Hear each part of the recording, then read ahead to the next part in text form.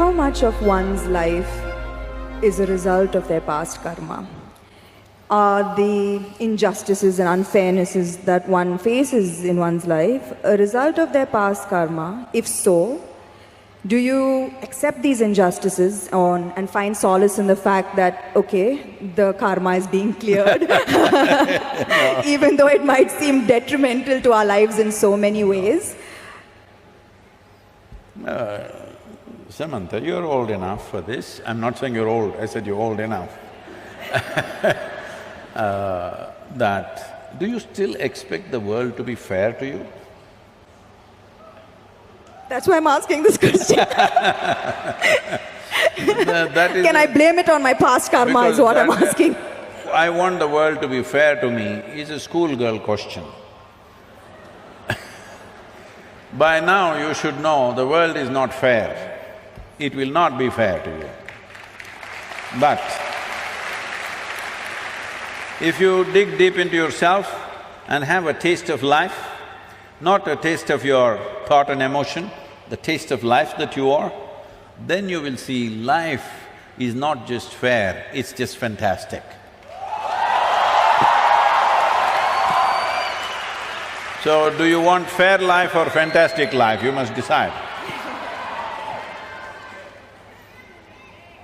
I've noticed this, that beyond the material ego, there is now suddenly a widespread… Who's this ego guy, your friend? Is all around me. And in my industry, the heights of it. So beyond the material ego, I've noticed there's now widespread spiritual ego. I've come across a lot of people who are now on a spiritual path, not you, Sadhguru, who consider themselves superior to people who are not on a spiritual path. How would you advise such people to ensure that they don't fall a prey to this new spiritual ego? First we'll address this ego guy, okay? If you show me where it is, I'll fix it right now. I wish I knew where it was, it just keeps coming suddenly. So, you don't know where it is. The thing is just this, see, at certain moments, as a person, as a woman, you are a beautiful person, wonderful person, I mean. I'm sorry, I didn't say only at certain times you're beautiful, you're always beautiful, but certain times you're wonderful, all right? Certain moments maybe you're nasty, possible. So whenever you're nasty, you say, it's my ego. Why don't you say, it's me, I'm sometimes wonderful, sometimes nasty. If you see this, naturally nastiness will go down. But if you say, whenever you're nasty, Mr. Ego does this, and you don't know where he is, you don't know his address or ID, nor do you know his phone number, so how do you fix this guy? So everybody has this going in their life, because this is spiritual jargon without being spiritual is all over the place, particularly in India, because we have, 15, 20,000 years of spiritual history, so we know all the words. We know what Atma, Paramatma, this one, that one, Ahankara, everything we know, words only. Words only, noted. So we can just throw words like this and confuse the Western population quite a bit. Because if you come here, they'll say Mukti, Shakti, this one, that one, all kinds of things. I know a lot of people who've gone and set up spiritual centers in the West, particularly in America, because they just know one chant, just one chant. Okay, Asatoma Sadgamaya, with this they run the whole thing. So unfortunately, spirituality, in some ways it's come there.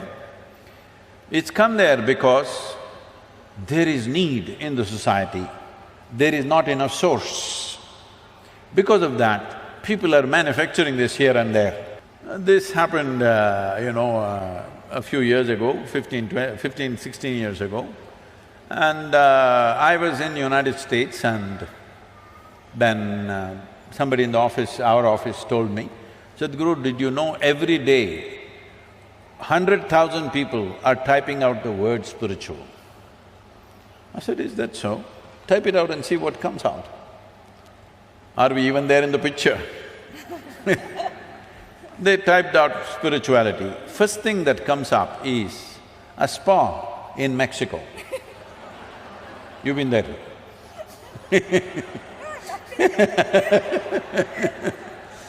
And the next thing that comes out is a call girl in Northern California. She has learned all that SEO. For everything she says spiritual, spiritual, spiritual. 108 times she uses the word spiritual on our website. You say spiritual, she comes up, number 2. I thought this is a shame. For thousands of years, anything spiritual means people looked east. East means India, that's what it meant. So I said we must start something, a spiritual gateway, that if people say if they seek spirituality, they must look towards India. Because this is one culture which has spent maximum amount of time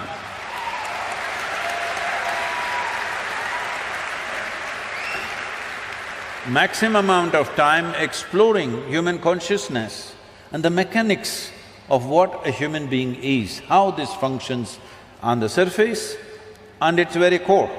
How does this function? What can we do about it? This has been explored.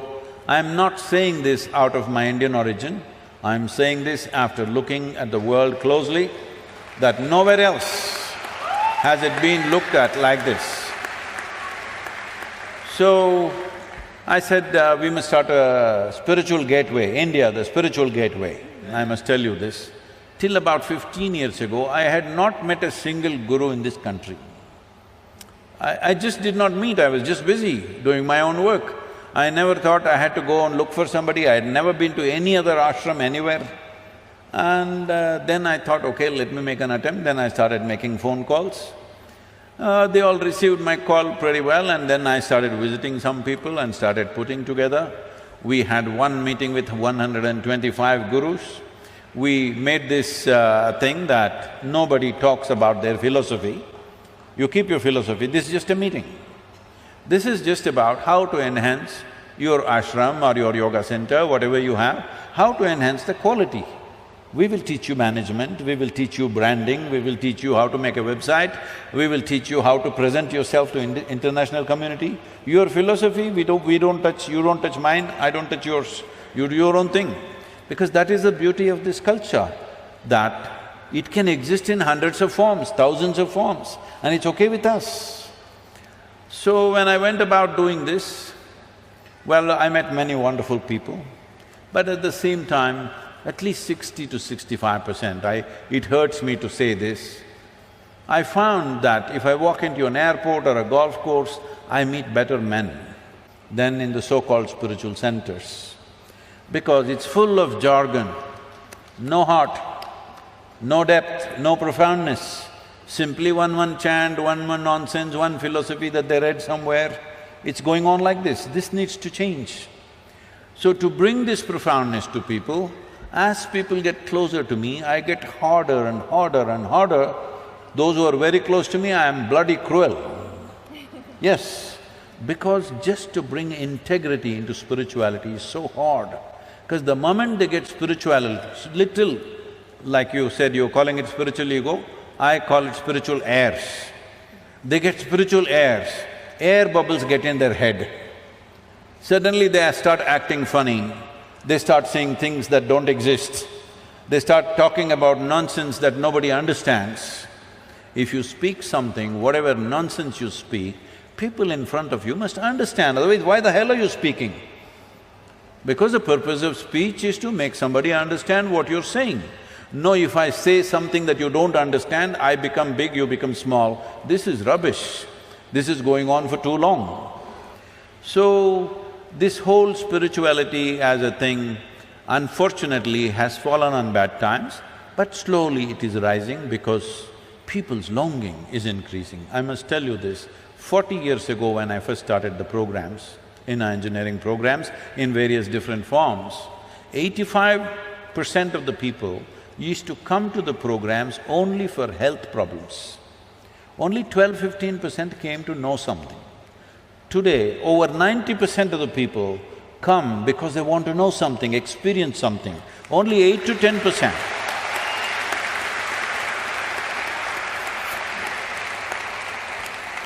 Only 8 to 10% are coming for health issues, which is a significant change in human consciousness. About this ego business, this is one thing we must settle. See, within you, is there only one person or two? I think one. You think one? I'm going to go with one. One. That means you're an individual. An individual means, the word individual comes from indivisible. You're not further divisible, that's good, you're an individual. If you are two, then you're either schizophrenic or possessed, psychiatrist or exorcist. Either a psychiatrist or an exorcist has to come. So this is very important, everybody settle this, that don't talk about Atma, Paramatma, ego, this one, that one. You are an individual. What kind are you? Are you a wonderful one or a nasty one? Fix the damn thing.